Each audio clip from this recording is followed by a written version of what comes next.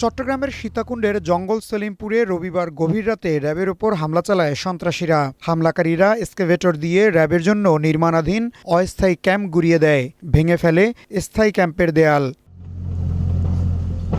RAB জানায় হামলায় AK-47-এর মতো আগ্নেয়াস্ত্র ব্যবহার করা হয়েছে।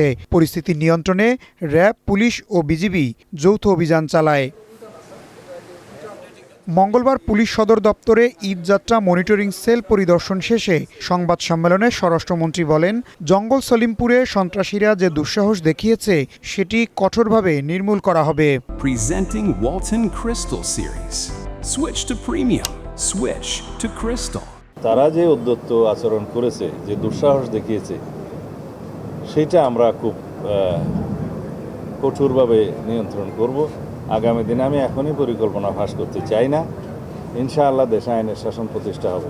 মন্ত্রী বলেন, জঙ্গল সলিমপুর সহ অন্যান্য জায়গায় র্যাব ও পুলিশের উপর যে হামলা হয়েছে তার বিরুদ্ধে শিগগিরই ব্যবস্থা নেওয়া হবে। জঙ্গল সলিমপুর সহ অন্যান্য জায়গায় যেখানে র্যাবের উপরে এবং পুলিশ বাহিনীর উপরে আক্রমণ হয়েছে, সেটা আপনাদের মতো আমরা খুব গভীরভাবে দেখেছি এবং এর উপরে আমরা অ্যাকশন নিচ্ছি।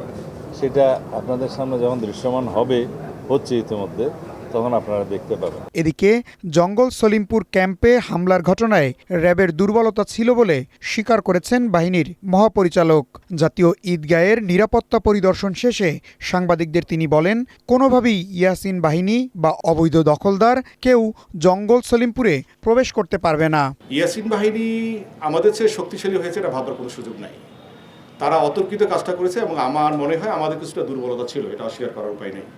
আমরা হয়তো তাদের কার্যক্রমটা সেই লেভেলের মনিটরিংটা করতে পারিনি, তবে আমাদেরকে ওভারপাওয়ার করার মতো শক্তি তাদের নাই, এটা তারা নিশ্চিতভাবে জানে। জঙ্গল সলিমপুরে গত 2 দিনে 30 জনকে গ্রেপ্তার করা হয়েছে বলে জানিয়েছে র্যাব। ইশতিয়াক ইমন, ওয়ান নিউজ, ঢাকা।